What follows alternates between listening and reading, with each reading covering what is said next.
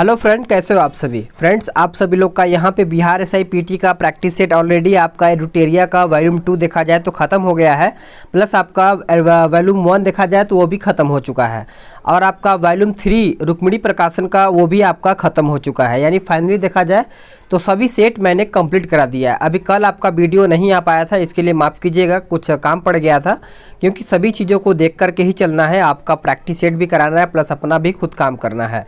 तो आज हम शुरू करेंगे यहाँ से। यानी आज देखा जाए तो आपका 5 नंबर का प्रैक्टिस सेट है। यह आपका घटना चक्र का बिहार एसआई पीटी, यानी देखा जाए तो इम्पॉर्टेंट जो आपका फैक्ट दिया गया है उसी को आज हम यहाँ से लेकर के चलेंगे। यानी महात्मा गांधी को सर्वप्रथम राष्ट्रपिता किसने कहा था? तो सुभाष चंद्र बोस ने कहा था।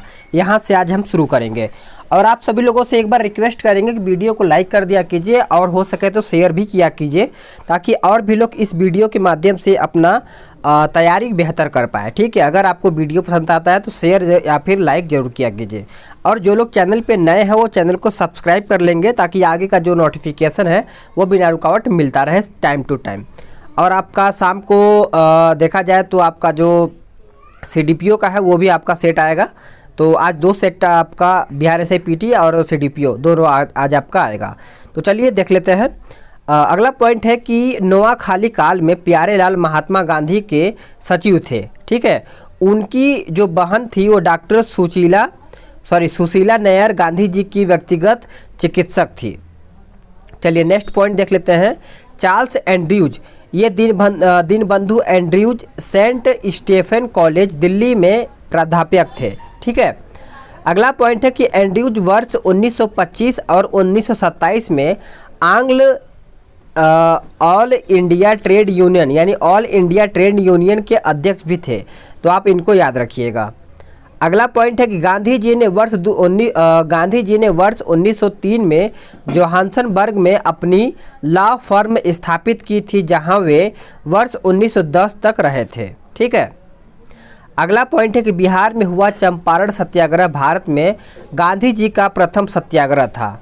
कौन सा था? तो गांधी जी का प्रथम चंपारण तो नहीं बोलेंगे, लेकिन गांधी जी का प्रथम सत्याग्रह मानेंगे। अगला पॉइंट देखते हैं कि फरवरी 1918 में इंद्र नारायण द्विवेदी, गौरी शंकर मिश्र और मदन मोहन मालवीय के प्रयासों से यूपी किसान सभा की स्थापना हुई थी। तो किसका? यानी यूपी किसान सभा की स्थापना 3 लोगों से, आपका इंद्र नारायण, उसके बाद गौरी शंकर, मदन मोहन मालवीय हो जाएगा।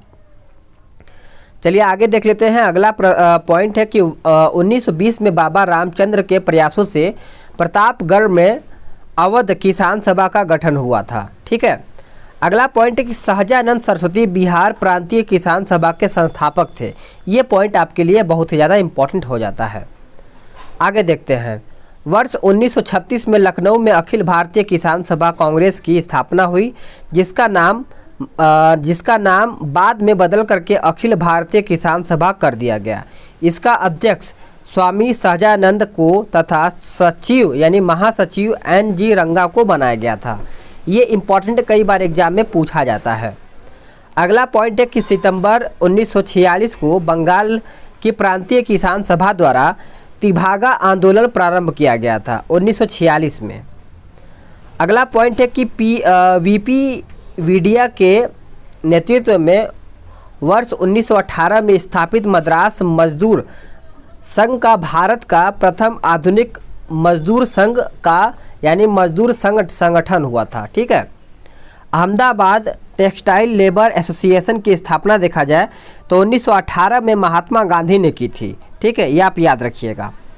अगला पॉइंट, भारत में ट्रेड यूनियन कांग्रेस यानी अखिल भारतीय ट्रेड यूनियन कांग्रेस की स्थापना NM जोशी द्वारा 31 अक्टूबर 1920 को बम्बई में किया गया था। Next point, Akhil Bharatiya trade union Congress के प्रथम अध्यक्ष लाला लाजपत राय थे, तथा उपाध्यक्ष की बात करें तो जोसेफ बैप्टिस्टा एवं महामंत्री दीवान चमनलाल बजाज थे। ठीक है, आगे देखते हैं। अखिल भारतीय ट्रेड यूनियन कांग्रेस का जो प्रथम विभाजन हुआ था ये 1929 में नागपुर अधिवेशन में हुआ था। इस समय जवाहरलाल नेहरू इसके अध्यक्ष थे। उस टाइम जवाहरलाल नेहरू उसके अध्यक्ष थे। ठीक है, आगे देखते हैं। कम्युनिस्ट इंटरनेशनल की स्थापना मार्च 1919 में व्लादिमीर लेनिन और रूसी पार्टी द्वारा किया गया था। अगला है कि ट्रेड यूनियन आंदोलन के जो क्रांतिकारी चरण का समय था, ये वर्ष देखा जाए तो 1926 से 39 तक माना जाता है, ट्रेड यूनियन आंदोलन। ठीक है, आगे देखते हैं। वर्ष 1940 में रेडिकल डेमोक्रेटिक दल की स्थापना देखा जाए तो M.N. रॉय ने की थी। अगला है कि न्यायाधीश सिडनी रोलेट के सुझाव पर मार्च 1919 में पारित विधेयक रोलेट एक्ट नाम से जाना जाता था। तो ये भी इम्पॉर्टेंट है। रोलेट एक्ट जो है 1919 में किसके सुझाव पर, तो न्यायाधीश सिडली यानी सिडनी रोलेट। अगला है कि रोलेट अधिनियम के द्वारा अंग्रेजी सरकार जिसको चाहे जब तक चाहे बिना मुकदमा चलाए जेल में बंद रख सकती थी। इसलिए इस कानून को बिना वकील, बिना अपील तथा बिना दलील का कानून कहा गया था। मतलब जिसको चाहे वो उसको अपने जेल में बंद रख सकती थी, इसीलिए बिना वकील, बिना अपील तथा बिना दलील का कानून बनाया गया था या फिर कानून कहा गया था। आगे पॉइंट देखते हैं कि लॉर्ड चैम्सफोर्ड 1916 से 21 के कार्यकाल में वर्ष 1919 में रोलेट एक्ट पारित हुआ था। चलिए आगे देखते हैं कि 13 अप्रैल 1919 को जलियांवाला बाग नरसंहार की हृदय विचारण घटना के बाद रविन्द्रनाथ टैगोर ने ब्रिटिश सरकार द्वारा प्रदान की गई जो नाइटहुड की उपाधि थी उसको लौटा दी थी। ठीक है, जलियांवाला बाग हत्याकांड के विरोध में शंकरन नायर ने वायसराय की कार्यकारिणी से इस्तीफा भी दे दिया था। अगला पॉइंट कि जनरल डायर को उसके अपराध के लिए नौकरी से हटाना पड़ा, किंतु ब्रितानी अखबारों ने उसे ब्रिटिश साम्राज्य का रक्षक एवं ब्रितानी लॉर्ड सभा ने उसे ब्रिटिश साम्राज्य का शेर भी कहा। आगे देखते हैं। अगला पॉइंट है कि सरकार ने जनरल डायर की सेवाओं के लिए उसे मान की तलवार की उपाधि भी दी थी। आगे देखते हैं। अगला है कि मार्च 1940 में पंजाब के क्रांतिकारी नेता उधम सिंह ने जलियांवाला बाग के नरसंहार का बदला लेने के लिए इस हत्याकांड के समय पंजाब के गवर्नर रहे सर माइकल ओ डायर के लंदन में हत्या कर दी, जिसके लिए उन्हें गिरफ्तार कर मृत्यु दंड दे दिया गया था। ये इम्पॉर्टेंट है, आप इसको याद रखिएगा। जलियांवाला बाग नरसंहार 13 अप्रैल 1919 कांग्रेस जांच समिति की रिपोर्ट के प्रारूप को लिखने का कार्य महात्मा गांधी को सौंपा गया था। नेक्स्ट पॉइंट, जलियांवाला बाग नरसंहार को माउंटेग्यू ने निवारण हत्या की संज्ञा दी थी। अगला पॉइंट है कि दीनबंधु C.F. एंड्रयूज ने जलियांवाला बाग पर हत्याकांड को जानबूझकर की गई क्रूर हत्या कहा गया था। ये इम्पोर्टेंट है। खिलाफत आंदोलन प्रारंभ करने का श्रेय मुख्यतः अली बंधुओं शौकत अली एवं मोहम्मद अली को दिया जाता था। इन तीनों को दिल्ली में 23 नवंबर 1919 को होने वाले खिलाफत कमेटी के सम्मेलन की अध्यक्षता महात्मा गांधी को प्रदान की गई थी। चलिए अगला पॉइंट देखते हैं कि अगला पॉइंट कहता है कि हकीम अजमल खान ने खिलाफत आंदोलन के दौरान हाजी उल मुल्क की पदवी त्याग कर दी थी। ठीक है, चलिए आगे देखते हैं। अगला है कि मोहम्मद अली जिन्ना जब वे राष्ट्रवादी थे, खिलाफत आंदोलन को देश की स्वतंत्रता के आंदोलन से जोड़ने के विरोधी थे, यानी विरोधी थे उस टाइम के। सितंबर 1919 में अखिल भारतीय खिलाफत कमेटी जो कमेटी था उसका गठन किया गया था 1919 में। ये आपके लिए इम्पोर्टेंट बन जाता है। अगला पॉइंट है सितंबर 1920 में कलकत्ता में संपन्न भारतीय राष्ट्रीय कांग्रेस के विशेष अधिवेशन में महात्मा गांधी ने असहयोग प्रस्ताव को प्रस्तावित किया था, जिसका C.R. दास ने विरोध किया था। ठीक है, चलिए आगे देखते हैं। नागपुर अधिवेशन दिसंबर 1920 में असहयोग प्रस्ताव C.R. दास ने ही प्रस्तावित किया था। जो नागपुर अधिवेशन हुआ था उसका जो असहयोग प्रस्ताव देखा जाए तो C.R. दास ने ही प्रस्तावित किया था दिसंबर 1920 में। अगला पॉइंट, गांधी जी द्वारा असहयोग आंदोलन 1 अगस्त 1920 को प्रारंभ किया गया था। ये आपके लिए इम्पोर्टेंट बन जाता है। असहयोग आंदोलन के दौरान ही मोतीलाल नेहरू, लाला लाजपत राय, सरदार वल्लभ भाई पटेल, जवाहरलाल नेहरू तथा राजेंद्र प्रसाद न्यायालय का बहिष्कार कर आंदोलन में कूद पड़े थे। अगला है कि गांधी जी ने असहयोग आंदोलन शुरू होने के 1 वर्ष के भीतर स्वराज प्राप्त करने का नारा दिया था। नेक्स्ट पॉइंट सभी इंपॉर्टेंट है, आप इसको अच्छे से देखिएगा। जिस समय गांधी जी भारत आए 1915 यानी उस समय प्रथम विश्व युद्ध चल रहा था। उन्होंने सरकार की युद्ध प्रयासों में मदद की, जिसके लिए सरकार ने उन्हें केसर-ए-हिंद सम्मान से सम्मानित किया, जिसे उन्होंने असहयोग आंदोलन में वापस कर दिया था। यानी ये भी प्रश्न आपका पूछा जा सकता है कि कौन से आंदोलन में वो वापस कर दिए थे, तो असहयोग आंदोलन। अगला पॉइंट है कि जमनालाल बजाज ने अपनी राय बहादुर की उपाधि वापस कर दी थी। चौरी चौरा कांड की वास्तविक तिथि याद रखिएगा 4 फरवरी 1922। ये कई बार एग्जाम में पूछा जाता है। आगे देखते हैं। अगला पॉइंट है कि चौरी चौरा कांड से भुक्त होकर महात्मा गांधी ने असहयोग आंदोलन वापस ले लिया था। नेक्स्ट पॉइंट है कि 12 फरवरी 1922 को बारदोली में हुई कांग्रेस की बैठक में आंदोलन को स्थगित करने का निर्णय लिया था। नेक्स्ट पॉइंट असहयोग आंदोलन के दौरान रविन्द्रनाथ टैगोर ने विदेशी वस्त्रों को जलाए जाने को अविवेकीय या फिर निष्ठुर बर्बादी कहा था। ये आपके लिए इम्पोर्टेंट बन जाता है। नेक्स्ट पॉइंट असहयोग आंदोलन 1920 से 22 के दौरान काशी विद्यापीठ बनारस में वर्ष 1921 में, गुजरात विद्यापीठ अहमदाबाद में वर्ष 1920 में तथा जामिया मिलिया इस्लामिया अलीगढ़ में वर्ष 1920 में, जो बाद में दिल्ली ले जाया गया, स्थापित हुआ। CR दास इस दौरान वे कांग्रेसी की अध्यक्षता से त्यागपत्र दे दिया और जनवरी 1923 में मोतीलाल नेहरू के साथ मिलकर स्वराज पार्टी की स्थापना भी की थी। ठीक है, 1923 में CR दास स्वराज पार्टी के अध्यक्ष तथा मोतीलाल नेहरू इसके महासचिव थे। याद रखिएगा अच्छे से। अगला पॉइंट देखते हैं कि वर्ष 1925 में विट्ठल भाई पटेल सेंट्रल लेजिस्लेटिव केंद्रीय विधान मंडल यानी असेंबली का अध्यक्ष चुना जाना स्वराज्यों की एक महत्वपूर्ण उपलब्धि थी। अगला है चित्तरंजन दास को देशबंधु के नाम से जाना जाता था। यानी उनको किस नाम से जाना जाता था? देशबंधु के नाम से। किसको? तो चित्तरंजन दास को। अगला पॉइंट है कि चित्तरंजन दास इंग्लैंड में यानी इंग्लैंड से वकालत की पढ़ाई करने के बाद स्वदेश आकर बैरिस्टर रॉय या फिर बैरिस्टर हो गए तथा वकील के रूप में इनकी सबसे बड़ी सफलता अलीपुर बम कांड केस में अरविंद घोष का बचाव करना था। चलिए नेक्स्ट पॉइंट देख लेते हैं कि चित्तरंजन दास ने कहा था कि स्वराज आम जनता के लिए होना चाहिए, केवल वर्गों के लिए नहीं। ये किसने कहा था? तो चित्तरंजन दास ने कहा था। ये इंपॉर्टेंट है। अगला पॉइंट है कि 16 दिसंबर 1922 को इंडिपेंडेंस पार्टी बनाने का निर्णय मदन मोहन मालवीय तथा मोतीलाल नेहरू ने लिया था। ये इंपॉर्टेंट बन जाता है। जॉन साइमन की अध्यक्षता में गठित साइमन आयोग में कुल 7 सदस्य थे। कितने सदस्य थे? तो 7 सदस्य थे।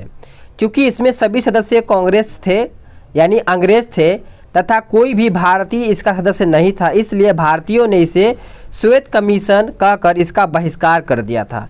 इसमें कोई भारतीय नहीं था, सिर्फ अंग्रेज थे, इसलिए भारतीयों ने देखा जाए तो उनको बहिष्कार कर दिया था। अगला पॉइंट देखते हैं कि साइमन कमीशन के अध्यक्ष सर जॉन साइमन उदारवादी दल के सदस्य थे, जबकि भारत की स्वतंत्रता 1947 के समय ब्रिटिश प्रधानमंत्री क्लेमेंट इटली इस कमीशन में श्रमिक दल के सदस्य के रूप में शामिल हुए थे। अगला पॉइंट, लाहौर में साइमन कमीशन विरोधी जुलूस का नेतृत्व करते हुए पुलिस ने लाठीचार्ज में लाजपत राय